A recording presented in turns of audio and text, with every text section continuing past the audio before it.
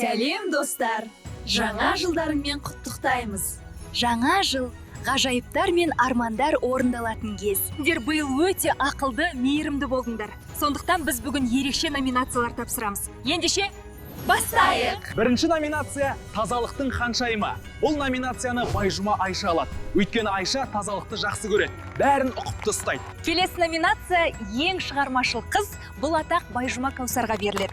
Себебі ол ойлап тапқанды, өнерді өте жақсы көреді. Ал мына номинация білімге арналады. Ең үздік оқушы. Бұл марапатты Қайсар алады. Өйткені ол сабағын жақсы оқиды, білімге құштар. Келесі номинация сән әлемінің жұлдызы. Бұл номинация Байжұма Айсанаға беріледі. Өйткені ол сәнденгенді, әдемі киінгенді жақсы көреді.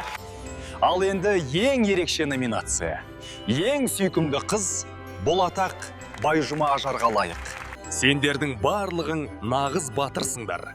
Әрқайсың ерекше, әрқайсың кереметсіңдер.